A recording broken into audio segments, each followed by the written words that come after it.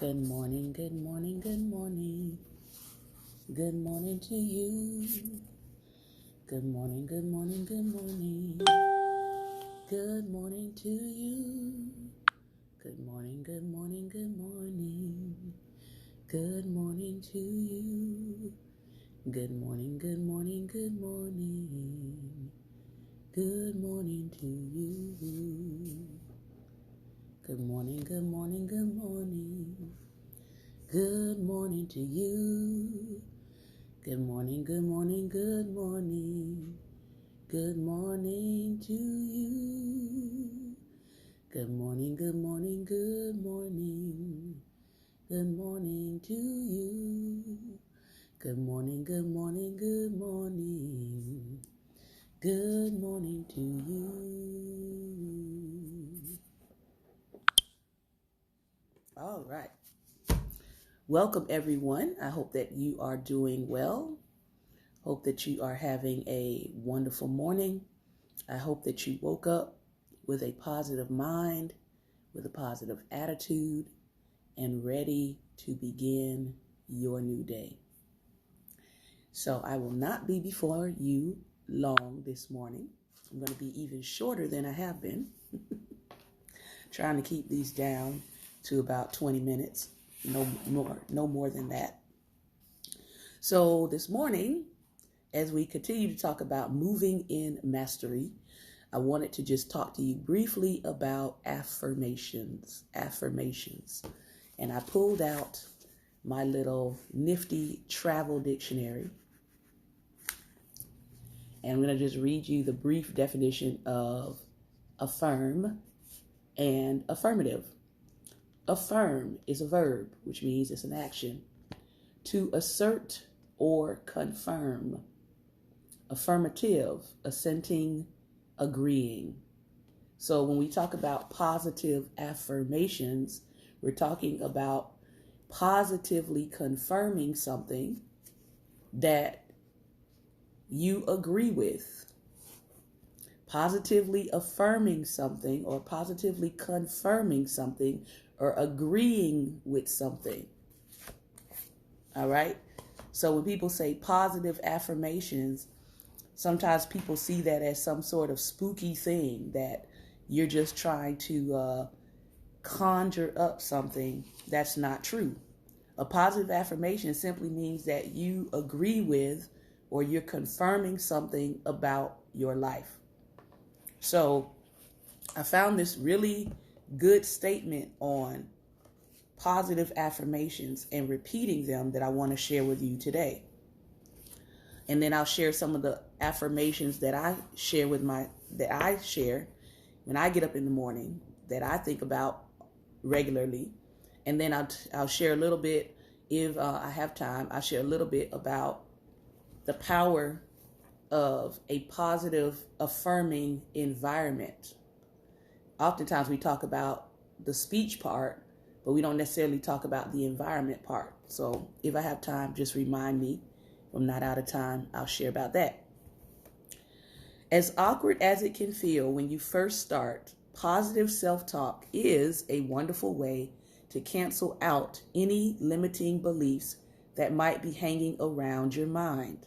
The key to affirmations is in repetition. If you repeat them often enough, they will become beliefs. And once you believe these powerful statements about yourself, it will have a profoundly positive impact on your life. Positive affirmations should mean something to you, so choose to say something you want to start believing about yourself. Choose to actually agree with what God has already said about you, or something that reflects how you wish to lead your life. Examples could be, I choose to feel happy in my mind, my body, and my soul. I'm adventurous, fearless, and free. I am perfect exactly as I am.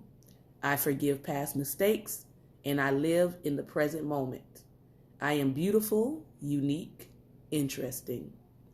Take care to use the present tense I am and phrase them positively rather than negatively.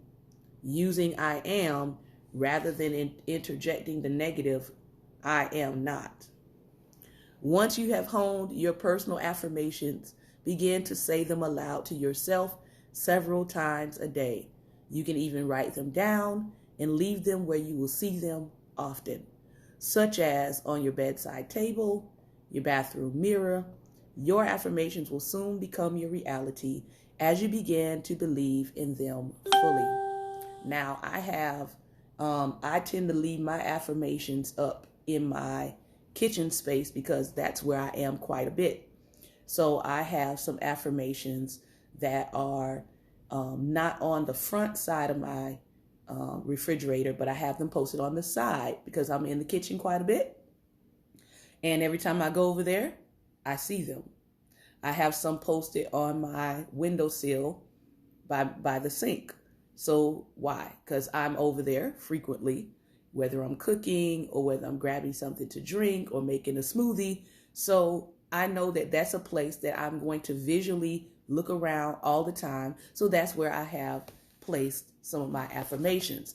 And then I have some that are placed in books that I'm currently reading and I'm going to go to and look at every single day. One of the books, well, rather one of the journals that I use every day is called Good Day Every Day. And I really like this journal because I'll show you a page of it. I may even take a picture of it for those of you who like to download things because it can be used over and over again. But I like the format of this particular journal because it says, today is a good day too. It makes you assess your own feelings. How today I am feeling. Today I am grateful for, right? My favorite part of today. What do I have to do? What do I don't need to forget? How's the weather outside? What I ate today. It's making you be mindful. And a lot of us need more mindfulness in our life. So some of my affirmations, and most of you probably have heard me say one or two of these. Kindness is the new currency. That's something I affirm every single day. Kindness is the new currency. Let me spend some. Let me receive some. That means let me put some kindness into the world and let me get some kindness back. Because kindness is the new currency, by the way, in case we didn't know. All right. Make me an instrument of peace. I am peace, calm, and tranquility. I am priceless. How did I come to affirm these things? Because my first name literally means peace. So when I find myself in a situation where someone is trying to get me out of peace, I just have to go back to remember who I am. Okay? How did I get to I am priceless? My middle name literally means priceless. Okay? So I'm affirming who I already am in the earth by design. Those two things. So if I come across somebody who is devaluing me, it's easy for me to affirm I am priceless.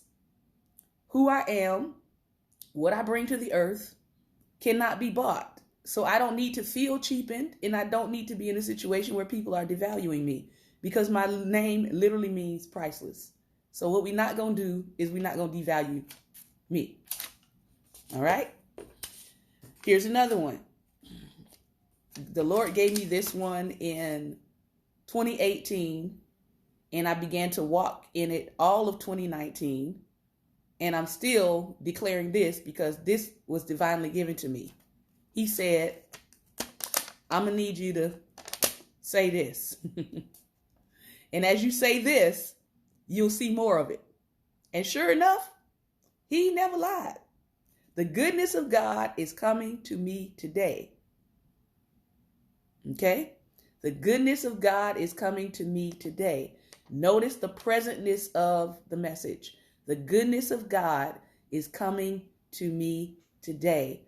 I don't have to step out of my home for this to be true. The goodness of God is coming to me today.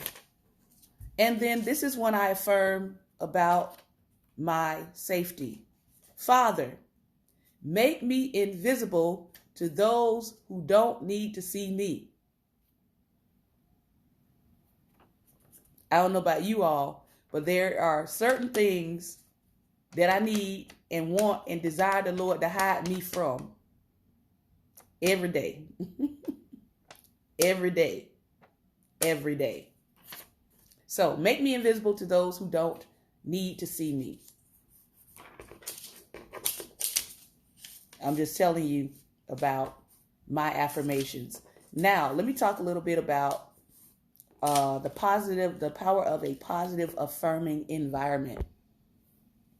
I have a few minutes and then I will end. Growing up, I lived in the hood. Most people would say the ghetto. There's the ghetto, the hood, the projects. You would have to live in I would say you would have to live in an all-black town to sort of understand that there are differences, slight differences between them. But I lived in the hood. I didn't live in government housing, but there was government housing, which would be considered the projects. But I lived in the hood. And I got a chance to see the good. I got a chance to see the bad. I got a chance to see the traumatic, right? There are things about my childhood that I can never forget. But there are also some powerful things about my childhood that I can never forget. And one of those things was because we lived in literally an all black neighborhood. Like, I don't remember growing up, I don't remember a white person living in my neighborhood or even a Latino person living in my neighborhood. I think my neighborhood was primarily composed of the formerly enslaved, which was like our older people in our neighborhood. Some of them had been sharecroppers. And then there were the descendants of the formerly enslaved, or what we would call today ADOS. And then there was maybe some Bahamian people that lived there and a few Jamaicans that lived there. But predominantly it was ADOS and the formerly enslaved, older people who had become sharecroppers who had moved to this little town. And what I remember about my childhood, that now that I look back on it is so powerful, is all of the black businesses that were around me. Everything in my neighborhood was owned by black people. Everything. Can I say it one more time? Everything in my neighborhood was owned by black people. From the corner store to the grocery market to the laundromat to the nightclubs, like everything in my neighborhood, except for the public schools, everything else in there. And there were private schools in my neighborhood, one of them of which I went to when I was 4 years old. So there were schools that were owned by black people there, all these businesses that were owned by black people that were fully functional, fully operational. I recently got a chance to go down there last year with the passing of my grandmother, and some of those businesses were still in operation. And they were in operation way before I was born. So they're at least 50 years old, nonstop operation of black businesses in my neighborhood. That was an environment that affirmed for me that black people could lead. That was an environment for me that affirmed that black people could be in business. That was an environment for me that affirmed that crime was not the only thing you could do. Very positive, very affirming. Were there people who did crime? Were there people who got in trouble? Were there people who went to jail and all those things? Yes. But that was not the leading narrative of my community in my neighborhood. And so looking back on that now, I can see how that environment began to shape me as a person who said to myself, I can be more than what television is showing me. I can be more than the person who wants me to go out and get involved in criminal activity. I can do more. I can be more. Why? Because I had several examples of people who were being more and doing more and accomplishing their goals and serving their community and providing positive outlets. It was an affirming environment. And so now I look back on that and I think, wow, how many children don't necessarily have that as an environment to be saturated in? How many children are only saturated in an environment of criminality because Black businesses have disappeared from their environment, because they don't see anything else but the criminal element, because the other elements have been stripped out of their communities. So I just want to encourage you today that if you have not already started positively affirming yourself, start today. You got some sticky tabs? Sit down with yourself. Get some sticky tabs. Get a piece of notebook paper. Get a journal. Take some time to sit with yourself and hear what you are saying about yourself internally. This is a great time to learn how to sit with your own thoughts. This is a great time to figure out what your own mind is saying about you. Write down what you're saying internally. And then I want you to go back and read what you have been saying internally. And I want you to start crossing out the things that you don't want to continue to affirm. And then when you come up with the list of things, at least 5 things, start out with 5, things that you want to affirm with yourself, begin to speak those things out loud to yourself. Here's another challenge I want to give to you. I realize that there are people that cannot do this. So it might be a challenge for you at first. But I want you to go find yourself a mirror, stand in front of the mirror, and tell yourself, I am beautiful. I am unique. There is no one else like me in the world. I am beautiful. I am unique. There's no one else like me in the world. And I want you to stand there and say it until you can look yourself in the eyes and actually believe it. Tell me if you did it. Tell me, come back in the comment section and tell me if you did any one of these challenges for today. Listen, I want to thank you for your time. Remember, confirm the best in yourself. Confirm what is good about yourself. Understand that God thinks well of you, even though other people would have you believe otherwise. All right? Confirm what you want to happen in yourself and in your life. Put yourself in positive, affirming environments. Make sure the environments that you're setting yourself in begin to speak to what you want happening, not just around you, but on the inside of you. All right? Thank you guys for tuning in this morning. Thank you for your time and attention. I will be back this evening at 6 p.m. Eastern Standard Time.